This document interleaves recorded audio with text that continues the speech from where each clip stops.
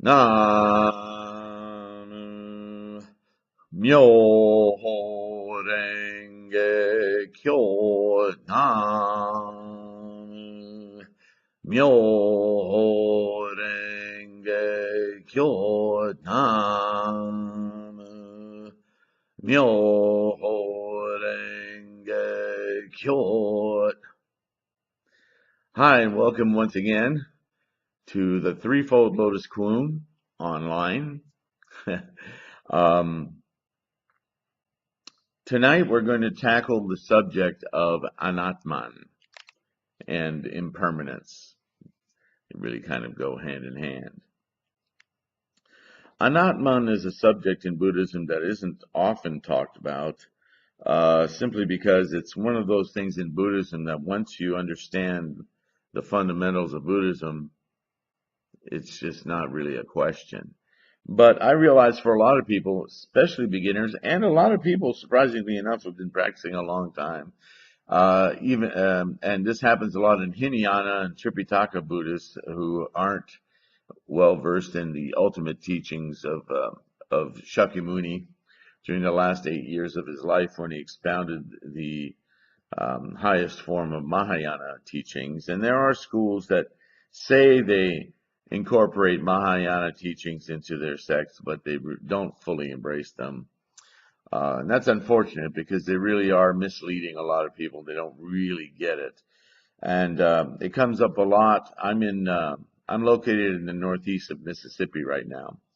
And most people will tell you I'm right in the middle of the Bible Belt. So the subject of an eternal soul comes up much more often than it should, but well, let's not even talk in those terms. So I thought while I'm talking on this primary, fundamental, core Buddhist thinking that we've been working on for the last 2 videos, and now I'm going to start to move from the conceptual into real world understanding of what that means. What are the implications of this space that we've been talking about, this non-nomina, this non-space. I thought of a couple of quick analogies that might help as well. And I want to make reference to something that has been talked about a lot in the last few decades in scientific, cosmological, astronomy, and mathematics, is this idea of string theory. You've probably learned about it.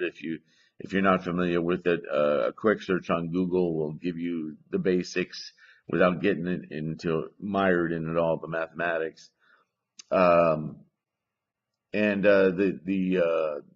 highest advancement of that string theory to date is M-theory, which posits branes, B-R-A-N-E-S, not brains like we have in our head, short for membranes. And all that's going to make sense in a moment. These mathematical theories of reality and the ultimate truth of all thingness phenomena posits many more dimensions than we experience here in our human tendencies and conditions. We experience vertical, horizontal, and depth, 3 dimensions. And because there are 3 dimensions, we experience time. We loosely call that the 4th dimension, but it's really a function of the space. Space-time is the same thing. Anyway, without getting into those particulars, for our purposes of our discussion, it's been posited that there are possibly 9 dimensions that we are living in right now, and possibly all the way to 11 dimensions. Those other dimensions are so subtle, so discrete, that we don't have the facility to experience them. They're happening all around us, just like dark matter and dark energy are there. We just don't know how to know them, how to experience them with our tools, our vision consciousness, our hearing consciousness, our smell consciousness, our touch consciousness. We don't know. We don't feel. It's just like you remember the science teacher would tell you this table feels solid, but actually it's made up of a heck of a lot more space than it is actual material, atoms, molecules, and so forth. It's kind of a brain twister, and it's where all that science fiction comes from, where you see these people putting their arms through walls and things. That somehow they can negotiate that empty space. I'm sorry, I got a little moth or something flying around here. Not losing it, not yet. So, remember we've been talking about this quiescent energy, this Amala consciousness, this Wu-Ji, a point of origin that isn't a place but a location. It's a bit of a mind twister. But what's interesting is that, and this is why I brought up string theory and M theory in particular, there's a theory that these energies, these vast fields of energy, are like huge sheets. I mean, vast, unknowable sheets that are just lumbering around. Like an example on Earth would be a glacier. A glacier. We learned in recent times, really, that it's a huge ice sheet that is lumbering along. It's always moving, but the movement is so subtle and so minute to our senses that we don't perceive it.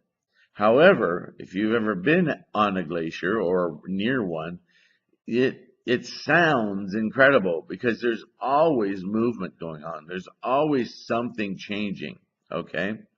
So I think the glacier kind of works for just an analogy for us to be able to talk about this so that we can kind of picture it in our minds.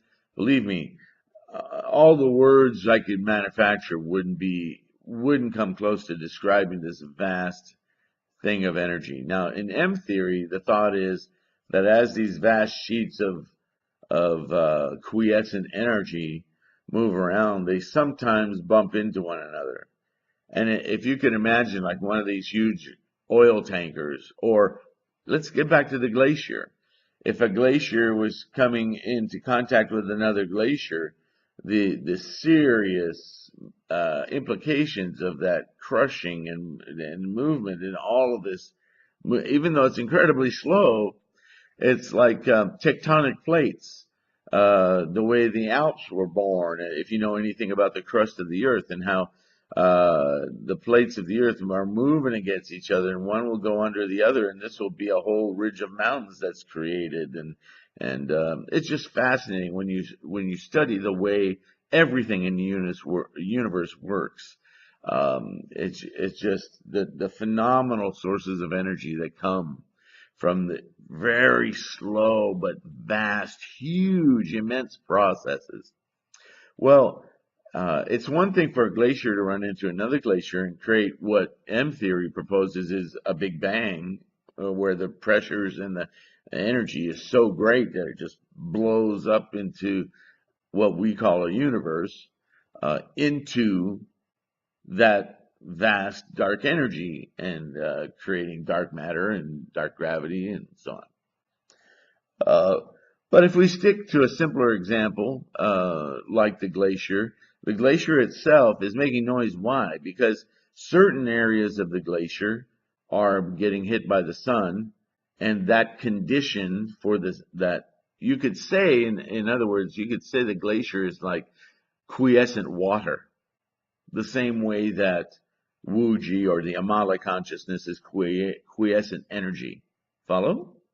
So you could take a little teaspoon of that glacier in one spot and another teaspoon in another spot, and you could say they're both teaspoons of glacier and they'd be identical. But if you finally got down into a microscope and subparticles and so forth, there's always going to be a difference. No matter where those teaspoons come from all over the glacier, they're all going to be a little bit different, okay? But the conditions they find themselves in, those little particles or those little whatevers of that portion of that glacier, if it's on the bottom, it's under a great deal of pressure and it's in the dark.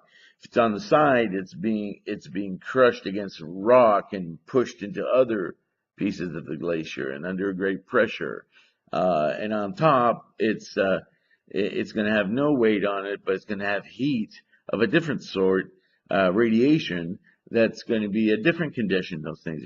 What I want to point out is the glacier in all of its component parts and places is basically the same thing, but all under different conditions.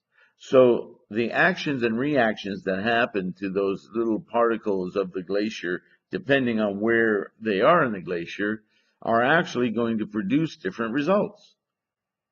It makes sense? The sun on the top may actually melt it enough to make it run water and melt. The pressure on the sides may create instant sparks of heat that will quick freeze and make even harder ice in those parts. So the same particles of ice of the glacier, depending on the conditions they find themselves in, will behave and create matter of a different sort. Make sense? It's a crude analogy, but if you can picture Wu Ji, the Amala consciousness, and the quiescent energy that everything is made from, because all matter is energy, we've already discussed, then it becomes, in that vastness of that energy, it becomes understandable why there are so many different phenomena, from rocks to blades of grass to universes to you and me, or fish. So I tried to make a little sketch of this, and I have a little cloud at the top. That's our quiescent energy and subtle shifting known as the Amala consciousness. But it's not a cloud. It's just that, again, words and drawings. How do we make sense of that? So what happens is these causal chains, and if I'm losing you with any of these terms, go back and review tapes 1 and 2. I don't want to continue to repeat myself because you won't want to listen to me anymore. These causal chains, most of them in this energy, they're always going on, but they arise and then they fall away. They fall right back into the quiescent energy. They have, you might say, a very short lifespan. Because the stuff in the center of glacier is largely in the same condition all the time. The whole thing's moving, so there is interaction, but the interactions are so minute, so subtle, that they might produce a little bit and then they ebb away. Sometimes they may collectively in a whole area start to shift with enough pressure that there's a tear, kind of like an earthquake happens. And so there's a violent release of energy, a lot of stuff happens, and then rest again. So it doesn't matter necessarily that the chain reaction is brief, short, or minute, or subtle. It matters the conditions it's in and the arrival of other conditions with other energies, with their tendencies, combining to put together a set of complicated reactions that create a specific kind of matter with a certain intention. This, to me, this is the hardest part to grasp. But I think if you understand it in super subtle terms, if you've ever played billiards, pool, and you hit the cue ball now is in motion. It runs into another ball, and it transfers a lot of that energy to the other ball. The cue ball may continue to roll some or not, or may even spin backwards, depending on its tendencies and the conditions of how it struck the other ball. You follow? Now that other ball has a lot of what the cue ball transferred to it, and it may run into nothing at all until it dies and bounces around on the pads of the sides, or it may run into another ball or a whole slew of balls, where those balls will all get certain portions of that energy, and they will all do what they can do with it until they run out of that impetus. This is a chain reaction. This is a great illustration of a chain reaction. What we never really think about in our human instantiation, in our human consciousness, is that when these balls are hitting each other, yes, there's a transfer of energy. And if that transfer of energy is of such a pattern, it will transfer a very similar energy to the next ball. In Buddhism, that's the seed, the minute vestiges of an intention. See, I remember I talked about Buddhist consciousnesses. So how do consciousnesses arise? They arise from these chain reactions and the accumulation of intent of the reactions, not intent like you and I have, not willpower like you and I have. That's extremely complex. But that complexity comes from an original point. And that original point is a super, super simple version of volition. There is a will to move. In physics, you would call it applied force. Something tends to not move until a force is applied. Once the force is applied, then there's movement. Okay? In Asia, that's chi. I'm calling it energy. Okay? And taiji is a volitional force, a motivation, something, a will, a force that puts into motion. And that evolves. If you put 100 billion of those little wills to move and intents of force to motivate something to move, you have altogether a volitional consciousness. Is it starting to make sense? We're talking from the extremely minute to the vast and infinite. Buddhism is from each end and everything in between. Okay, so occasionally a chain reaction arises in conditions plentiful of other actions and include many into the growing chain reaction to form properties and an ever stronger will to manifest being in order to manipulate energies into matter and into the Nidana of name and form or differentiation. All of this is going on before there's anything at all. All of this is happening in a micro instant, nano instant, nano instant. Okay? All of these billions upon billions of reactions in order to create a moving force with some intent. Because intent, whether the ball knows it or not on the pool table, the intent is to get into the corner pocket. Okay? But the idea of the ball rolling into that polar pocket is a dream until it actually happens. This is the Nidana. This is the 12-link chain of causation. So before you get to the fourth level of the Nidana, where you were talking about differentiation, that name and form, nothing can have a name. You can't name something until it has a form. Until it has a form, something can't be named. Like I just said, you can't go into the corner pocket until you've been in the corner pocket. Then you could say the ball is in the corner pocket. Until then, that's a dream. It doesn't exist. It's only a will. Follow?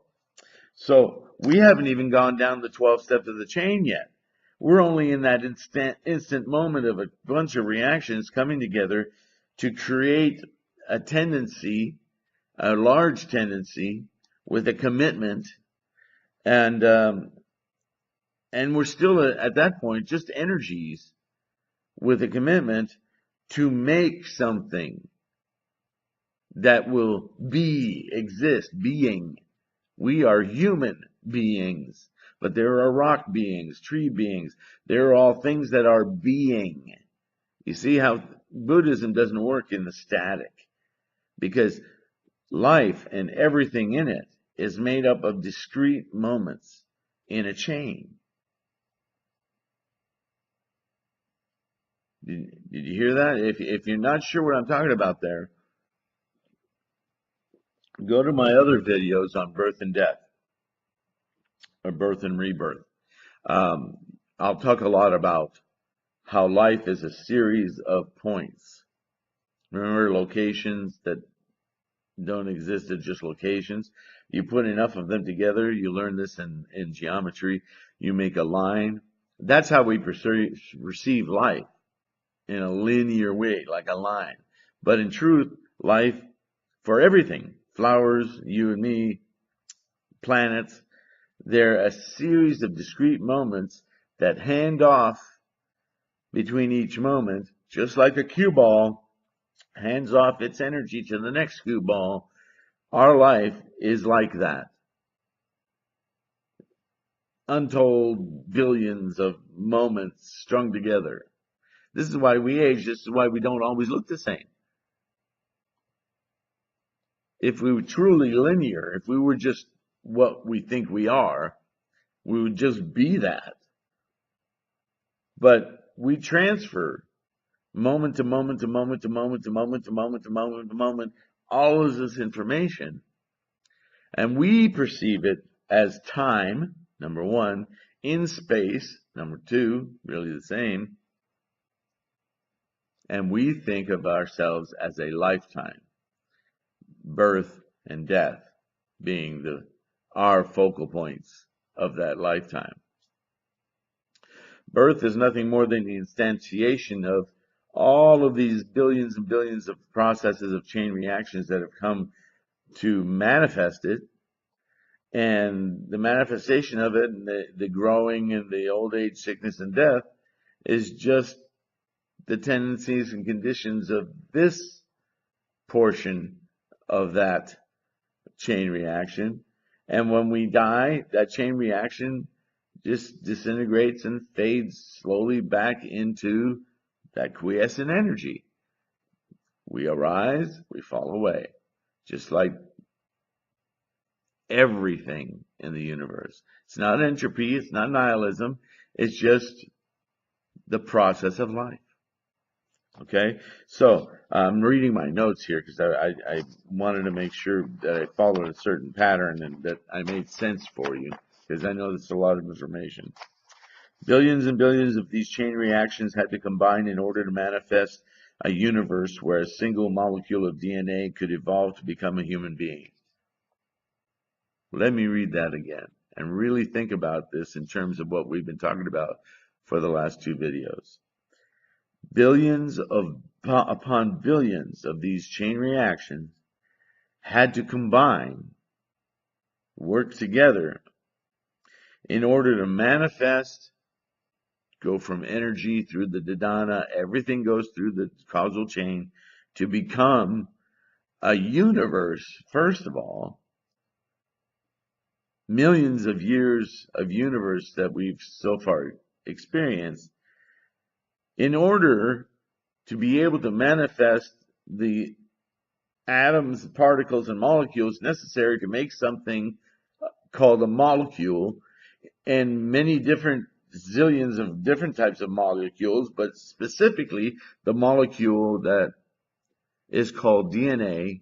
It holds over 4 billion genes. Is it 4 billion or 4 million? An astronomical amount of genes in one molecule, structured to evolve from single cell organisms all the way to a human being, a self-perceiving entity.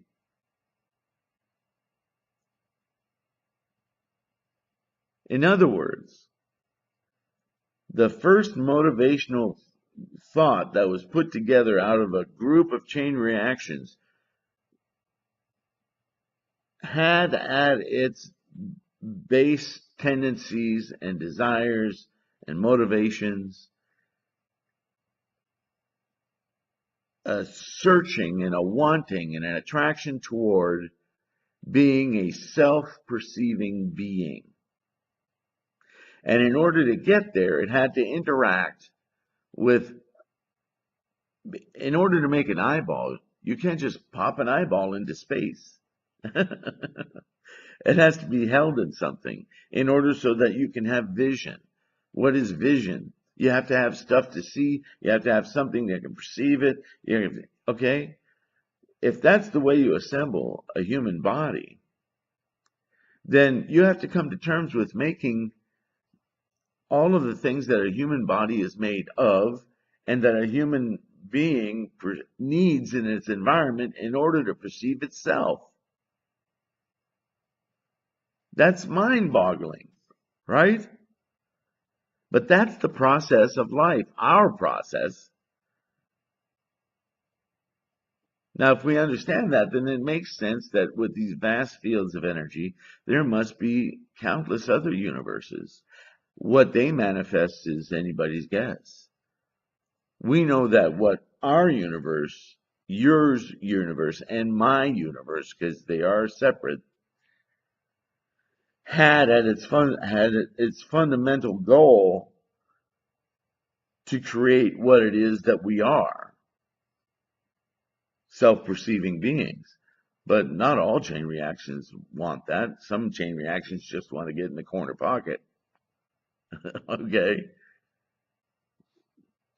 So we could fantasize about that all we want, and that's what science fiction is for. But in Buddhism, we're concerned with life, sickness, old age, and death. The Buddha wanted to answer, how do I liberate humans from suffering? And if I understand how this life process works to the nth degree, then I should know. So that's what we're talking about. At the beginning of all these chain reactions is the quiescent energy. That's the fount of all things. Therefore, that quiescent energy has the knowledge of all possibilities it can manifest. This is the enlightened mind, or the Amala consciousness. We've gone through this, but I'm adding another dimension to it now. If you are, here we go with language. If you can imagine a knowing that comes from this vast Wu-Ji, this Amala consciousness, this quiescent energy, then nothing would surprise you, nothing would be new, nothing would be unknowable, because you would have the repository of everything potential in you already. It just would be there. We have a direct line. Because we're from there, we have that component, Amala consciousness, within us now. This is the great teaching of the Lotus Sutra, that you don't have to be reborn over millennia and all of these, mystical things in order to attain enlightenment. You already are. It's already a component of everything here. This is what we talk about when we talk about oneness. We all have this Amala consciousness, this quiescent energy. It's part of everything that we are. Remember all the space in the table? It's quiescent energy. There is enlightenment there. Now, here's the key part, what I want to talk about today. And this won't take much longer because I just really want you to get that idea of that quiescent energy.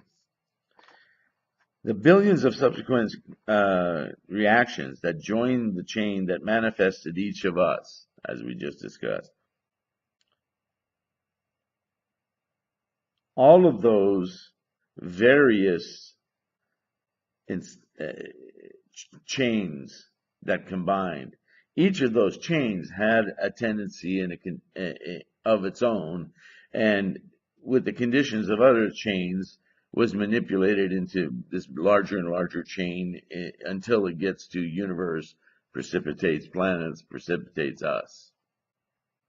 There's incalculable amounts of those Nidana chains that combine into a larger and larger chain in order to then provide for human life. What I want to tell you now is,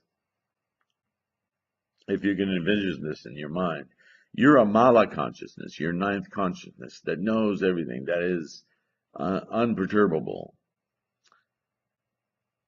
It's like a small jewel within us. I'm giving you a visual. And it is surrounded by all of these other consciousnesses that we like to call the monkey mind. So picture these billions and billions of other chain reactions as embodied in little mental monkeys whose sole purpose is to get you to pay attention to them. All the monkey wants is to me, me, me, me, me, me. I'm being. Now we needed that kind of insane energy to want to be in order to create a universe to then precipitate DNA that would create a self-perceiving being. We needed them, but once we're born and manifest as humans, we don't need them anymore. They're in the way. In fact, that is the source of suffering.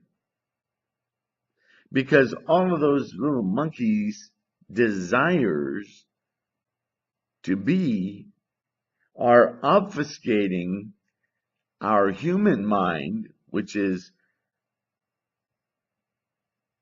I have to check, but it's the sixth or seventh consciousness. The human mind's existence has to wrestle constantly with these billions of monkeys around it in order to clear a path to that ninth consciousness and quiesce and stop the noise, stop the want, stop. All life, Buddha said, is suffering. Why? Because all life is born of these incredible desires to be. And to satiate all those desires all the time is nearly impossible. The function of the human mind, then, is to calm monkeys down one at a time. Calm them down, appease them. Give them here, go take a nap. All those monkeys are what Buddhism calls our ego. Our ego is delicate because it's fragile little monkeys who at any time can feel threatened or can feel excited. This is why Buddhism is often called the middle way, because the monkeys overreact in polar directions all over the place, from very hot anger to very cold distance to depression to happiness to just craziness.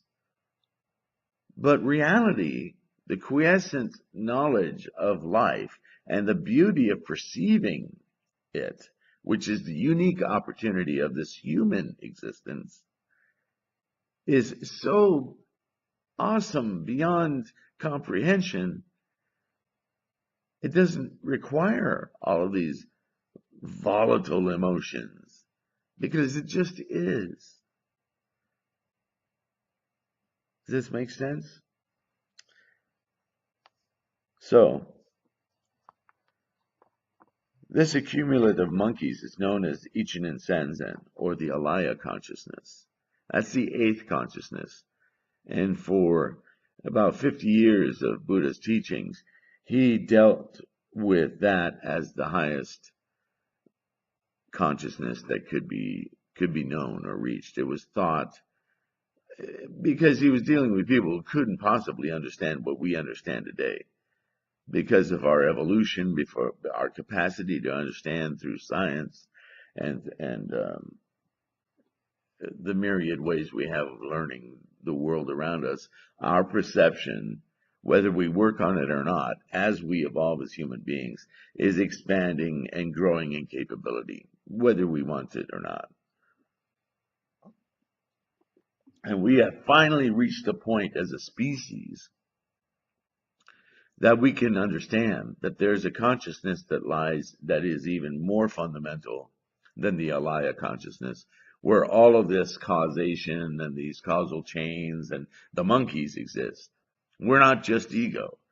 There's something beyond ego, which is beautiful, quiescent, solid, unperturbed, indestructible happiness, I've heard it called. Happiness has so much charisma about it, though I'm hesitant to use that. But, you should know. So this is Ichinen Sanzen. Ichinen Sanzen, why? Because karmically, we as human beings make causes. And the causes have effects built into them immediately, right? We understand that. But the causes that came together to bring about a situation where we could be born as human are so, the causational changes, as I've said before, are so subtle and accumulate so quickly that we're a product of, yes, volitional karma, but karma before we were born. And so we represent karmically, and when we're born, the minute we're born, as a package of this causal chain full of its own tendencies and conditions. And as the human mind becomes more aware of those conditions, we struggle to manipulate those conditions, whether we're born white or black, poor or rich or so on and so forth, with blue eyes or, whatever. All of those things we negotiate as we grow through our human perceptive life. And Buddhism is a way for, no matter what form you've taken as a human, to be able to increase your perceptive abilities, to be able to get past, to go right past those formative karmic building blocks, and to create causes to, again, appease the monkey, appease the alaya consciousness, quiet our ego, and then be able to see much more clearly through the alaya consciousness into the quiescent energy, our innate, our core Buddha nature, where everything is calm, quiescent, awesome. That's when we're liberated from the sufferings that attend the alaya consciousness. Does that make sense? That's a biggie. That is Ichinen Sanzen. And all of it occurs over and over and over and over and over and over and over again. 3,000 variations in each single moment of life. 3,000 realms in a single moment of life. Ichinen Sanzen. Transferred to the next moment, to the next moment, to the next moment. Why 3,000 variations? Those are the myriad Buddhist descriptions for the possibilities that you might, with your volition, your human mind, push your causal chain in. So you can change karma. This is a radical thought. This is Mahayana Buddhism. Before Mahayana, karma was immutable. You couldn't change it. It was an impossibility to change. With Mahayana Buddhism, we now understand, with Mahayana, that the causes that we make with our conscious human mind, and this is the beauty of the self-perception, with greater perception, we can make decisions that move our karmic freight train every little bit toward appeasing the alaya consciousness and looking more directly at a quiescent, benevolent, wonderful state of being, free of suffering. Now, we can get into almost anything else from here, because if you really get this, I'm convinced If you really get and understand how life begins and just reverse the process for the way it quiesces and goes back and dies, then you understand the core concept of impermanence that Buddha kept talking about. Nothing has, in and of itself, an identity. Everything arises and falls away. Nothing is eternal. Nothing is permanent. No thing, no phenomena is permanent, because it all arises from nomina and returns to nomina. Quiescence. So the idea of some sort of spiritual container of Sylvain or Bob or Janet that leaves the body and goes elsewhere and then comes back either as Janet or as some other thing is absolute nonsense. This is why it's not really discussed. Nagarjuna, in, I think, 401 AD, wrote the Madhyamika, and you might want to look that up. But if you can read the Madhyamika, he has a whole section of it called Anatman, where he uses the argumentation debate form of using every possible approach to a question that you could possibly manifest not only in thinking but in language, so that he can just destroy the idea that there's a permanent, eternal thing, anything. And he focused it on Atman, the soul. He said that you cannot be a Buddhist and you do not understand the Buddhist teachings if you do not get that there cannot be an eternal soul. It just flies in the face of everything that Buddhism has as its fundamental concept. We all arise from quiescent energy, and we all go back to quiescent energy, but that doesn't mean we're the same. Remember the teaspoon I was talking about? The ocean on the planet is vast, but if I take a teaspoon out of the Pacific and a teaspoon out of the Indian and a teaspoon out of the Atlantic, you could say they're all ocean water. But on many, many levels, even to the naked eye, you'll be able to see differences.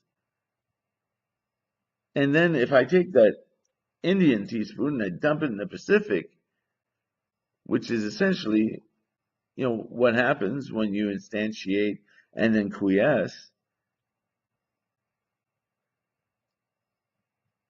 how am I going to find that teaspoon of Indian Ocean in the Pacific anytime later? It just makes no sense. You see? So the idea of a soul or reincarnation, it's laughable. Buddhism doesn't spend a lot of time talking about it.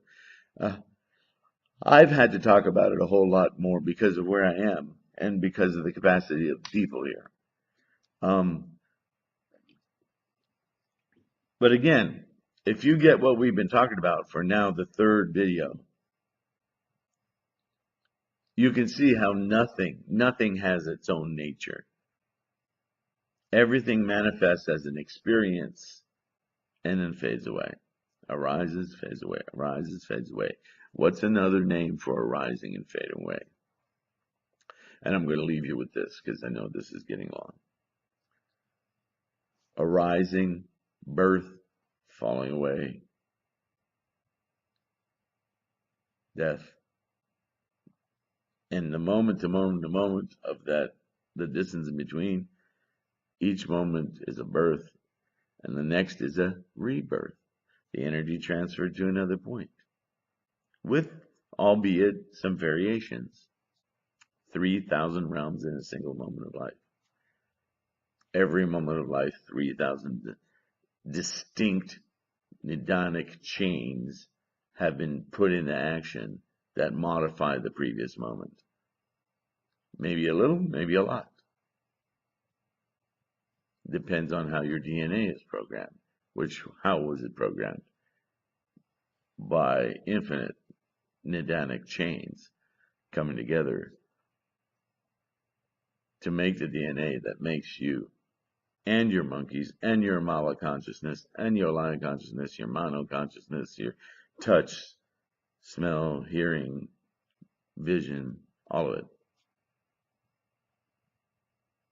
I know this, I've been studying this for close to 30 years, so to me, I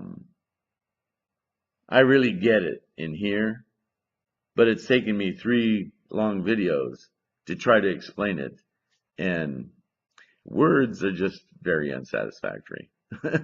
But I hope I'm giving you an idea.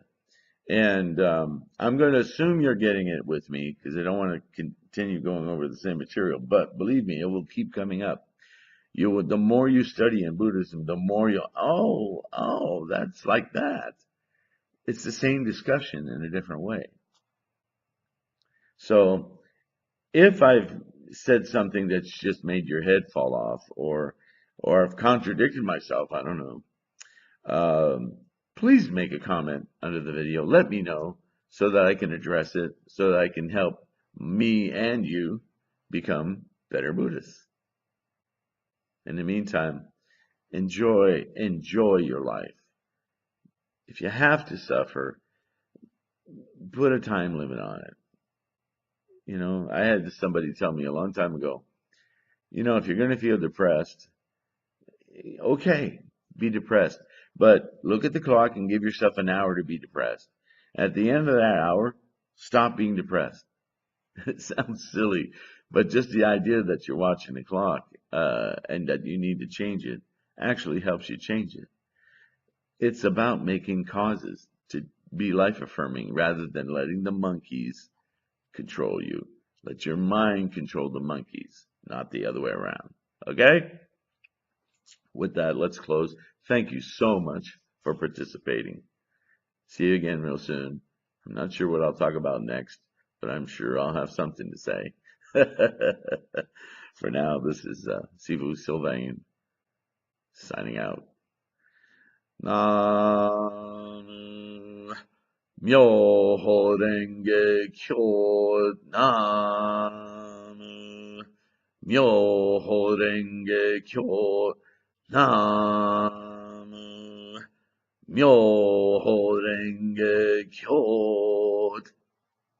Thanks.